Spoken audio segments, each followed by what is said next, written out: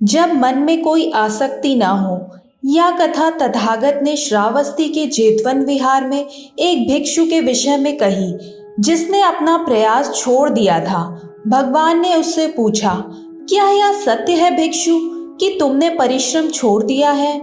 हाँ भगवान। तब भगवान ने कहा, भिक्षु, पूर्व काल में भी बुद्धिमान और सदाचारी पुरुषों ने संकट की घड़ी में अदम्य साहस के बल पर राज्य प्राप्त किया था। और फिर भगवान ने अतीत की यह कथा सुनाई। पूर्व जन्म की कथा। एक समय की बात है जब बनारस में ब्रह्मदत्त राजा राज्य करते थे। उस समय बोधिसत्व रानी के गर्भ से जन्मे। जब नामकरण का समय आया तो राजा ने 800 ब्राह्मणों को बुलाया और उन्हें उत्तम भोग विलास दिए। ज्योतिषियों ने बालक का भविष्य देखकर भविष्यवाणी की कि यह राजकुमार एक दिन पिता की मृत्यु के बाद राजा बनेगा और 5 प्रकार के अस्त्रों में निपुण होकर संपूर्ण जम्बूद्वीप में अजय और प्रसिद्ध होगा। इसलिए बालक का नाम रखा गया पंचावुत कुमार, अर्थात 5 अस्त्रों वाला राजकुमार। जब वह 16 वर्ष का हुआ तब राजा ने उसे अध्ययन हेतु भेजा। राजकुमार ने पूछा, पिताजी, मुझे किसके पास पढ़ने जाना है? राजा बोले, गांधार देश के तक्षशिला नगर में जो विश्व विख्यात आचार्य हैं उनके पास जाओ। और उसके साथ 1000 मुद्राएं दी। राजकुमार तक्षशिला गया और वहां विद्या प्राप्त की।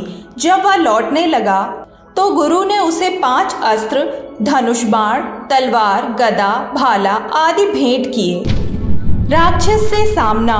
वापसी में वह एक ऐसे वन से गुजरा जहां बाल दंडक नामक भयानक राक्षस रहता था। वन के किनारे लोगों ने उसे रोका, युवक, इस वन में मत जाओ। वहां एक राक्षस है जो हर आने जाने वाले को मार डालता है। परंतु बोधिसत्व शेर के समान निर्भय थे। उन्होंने वन में प्रवेश किया। अंदर जाकर वे राक्षस से भिड़ गए। राक्षस ने अपनी आकृति बढ़ाकर खुद को एक खजूर के पेड़ जितना ऊंचा बना लिया। सिर मंडप जितना बड़ा, आंखें कटोरों जैसी, दांत मूली जैसे और चोंच बाज जैसी। शरीर पर धब्बे और हथेलियां कदम नीले काले थे। राक्षस गर्जा, कहाँ जा रहे हो? तुम मेरी खुराक हो। बोधिसत्व बोले, हे राक्षस, मैं जानबूझकर यहाँ आया हूँ। मेरे पास विष वाले बाण हैं। मैं तुम्हें यहीं मार गिराऊंगा। और उन्होंने विष वाला तीर चलाया, लेकिन वह केवल उसके शरीर से चिपक गया। इस तरह उन्होंने 50 तीर चलाए, पर सब व्यर्थ गए। फिर उन्होंने तलवार निकाली, भाला फेंका, गदा चलाई, पर सब उसके शरीर से चिपक गए।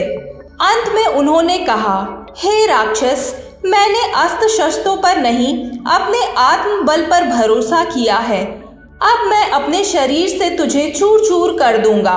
और पहले दाएं हाथ, फिर बाएं हाथ, दोनों पैर और अंत में सिर से टक्कर मारी, पर शरीर राक्षस से चिपक गया। अब बोधिसत्व उसके शरीर से 5 प्रकार से चिपके हुए थे। फिर भी उनका मन निर्भय था। राक्षस सोचने लगा, यह कोई साधारण मनुष्य नहीं। इसके जैसा निर्भय मैंने किसी को नहीं देखा। यह किस कारण नहीं डर रहा? उसने पूछा, युवक, क्या तुम्हें मृत्यु से भय नहीं है? राजकुमार बोले, क्यों डरूं? मृत्यु तो सबकी निश्चित है और मेरे शरीर में एक वज्र की तलवार है। यदि तुम मुझे खाओगे तो वह तुम्हारे पेट को चीर कर रख देगी। यह वज्र की तलवार वास्तव में ज्ञान की तलवार थी। राक्षस का रूपांतरण। राक्षस सोचने लगा, यह सच कह रहा है, मैं इसे खा भी नहीं सकता, मैं इसे छोड़ देता हूँ। फिर उसने कहा, हे युवक, तू मनुष्यों में सिंह है, मैं तुझे छोड़ता हूँ। अपने कुल, मित्रों और देशवासियों के पास लौट जा। बोधिसत्व ने कहा, मैं तो जाऊंगा, पर तुम जान लो, यह राक्षसी जीवन तुम्हारे पिछले जन्मों का फल है। यदि तुम अब भी पाप करते रहे तो नरक या पशु योनि में जन्म लोगे। फिर बोधिसत्व ने उसे 5 महाव्रत पंचशील दिए। पहला, प्राणी की हत्या ना करना, दूसरा चोरी ना करना, तीसरा असंयम ना करना, चौथा झूठ ना बोलना, पांचवा नशा ना करना। राक्षस को धर्म में दीक्षित किया और उसे उस वन का संरक्षक बना दिया, कर लेने का अधिकार दिया और स्थिर रहने की आज्ञा दी। इसके बाद बोधिसत्व बनारस पहुंचे, माता पिता से मिले और बाद में राजा बनकर धर्म पूर्वक राज्य किया। अंततः पुण्य कर्मों के अनुसार स्वर्गगामी हुए। भगवान बुद्ध ने उपदेश देते हुए यह गाथा कही, जिसके मन में कोई आसक्ति नहीं, जो धर्म का पालन करता है वही विजयी होता है और बंधनों से सदा के लिए मुक्त हो जाता है। इस प्रकार उपदेश के अंत में वह भिक्षु भी अरहंत बन गया। फिर भगवान ने जातक के अंत में यह पहचान बताई, उस समय का राक्षस अंगुलीमाल था और मैं स्वयं 5 अस्त्र वाला राजकुमार था। अगर आपको यह कथा प्रेरणादायक लगी हो तो चैनल को लाइक करें, शेयर करें, सब्सक्राइब करें और कमेंट करें। जय हिंद।